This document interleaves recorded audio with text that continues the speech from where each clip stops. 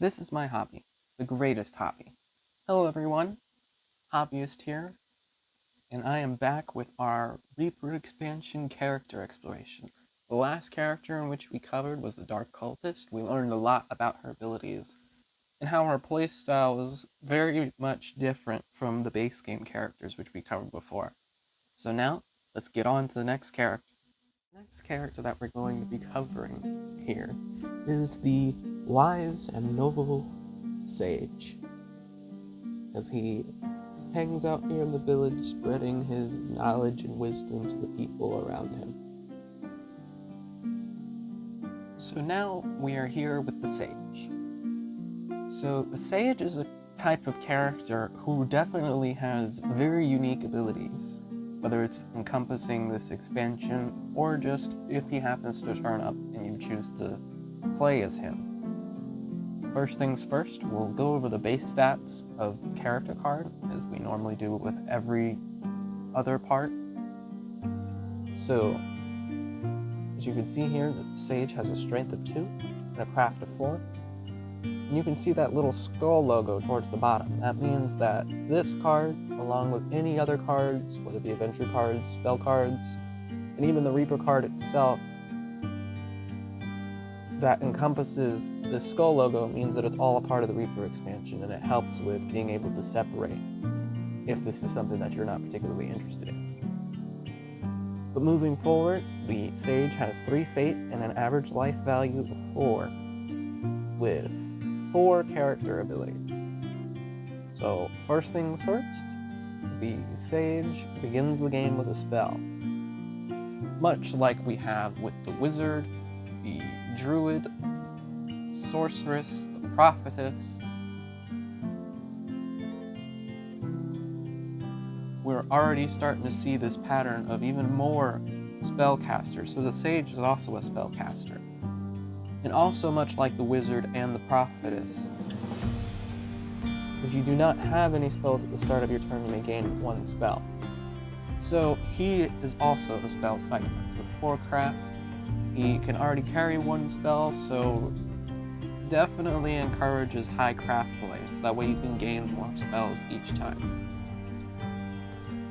Because being able to gain more spells and being able to cycle through spells, cast them, find different combinations, especially with the fact that there are already 26 brand new spell cards with the Reaper expansion, you're already opening yourself up to more opportunities and more ways that your magic can affect strength-based characters and make it a lot more difficult to kind of even out the odds. But this 3rd and 4th ability of the sage is most definitely where the sage shines the most. So this 3rd ability, you always know what the top card is on the adventure and spell deck. You may look at them whenever you wish. So in practice, if you've got our spell deck here, this is just our exemplary adventure deck. Being able to know what's on top of both these, and being able to look at them, is very, very useful, especially since other characters who might have similar abilities oftentimes are situational based, or they might be able to do it once per turn or once every so often. But being able to have the ability to at least know in your mind whenever you're moving with the sage that these are the cards that I'm going to be running into, that these are the spells that I'm going to be drawing as I'm casting spells, being able to give yourself that knowledge ahead of time just provides another layer of strategy for yourself, of knowing if you want to be drawing cards, if you want to be landing on spaces that you want to interact with, because you don't want to be drawing the next cards that come. And while there might be cons in the aspect that you can't control what actually happens when you draw the card, being able to have that knowledge beforehand is definitely an ability that is far more exclusive to the sage. In fact, there's a very, very small list of characters who have the ability to be able to have that foresight, which I'll get into as we get in future videos. But moving on more so to this fourth character ability, which I honestly believe ties the most into the Reaper expansion, is when you roll the die for your move, you may ignore the result of your first die roll and roll again. You must accept the result of the second die roll. Essentially, just the way to interpret that ability, you don't have to spend fate to re-roll your movement. The Sage is literally the only character who has this ability.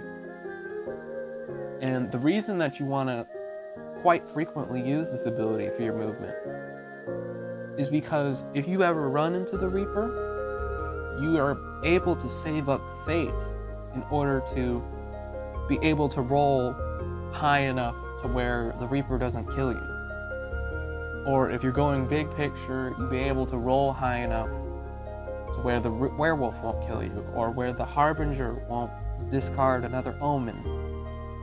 So being able to save up on fate, being able to conserve fate in a way that no other character in the entirety of Talisman does, is absolutely phenomenal. Me personally, I haven't much experience when it comes to playing with the Sage, but as far as playing against him, he's a spellcaster, so strength is definitely not a strong suit. And again, he doesn't have much control over exactly what happens with the spell deck and the adventure deck. But being able to have foresight of knowing what is coming inside the spell deck, so that way you know what spells that you try and grab, and what things inside of the adventure deck that you want to encounter along the way, are overall some very useful stuff. Both inside the Reaper expansion, where you have a bunch of different opportunities, being able to save yourself from the Reaper. Sage is a very solid character. So as you're starting to see here with this picture overall, when we covered the Dark Cultist, and now that we've essentially are wrapping up the Sage, that some of these expansion characters have a lot more versatility than any of the base game characters. So anytime that expansion characters come up, I honestly, in my personal opinion, do believe that the expansion characters are better than the base game characters, because their abilities are broad enough to where they can apply to their exclusive expansion, and they can apply to other expansions and cross over in different abilities in different areas. So this essentially encompasses the Sage. I hope you guys found the Sage to be a character that might pique your interest. And I almost forgot to mention this, he is a neutral character. Unlike the Dark Cultist, who is stuck as an evil character, the Sage is a neutral character who starts in a village, which is why I have him here. But other than that, thank you guys so much for watching, and I'll see you guys in the next one.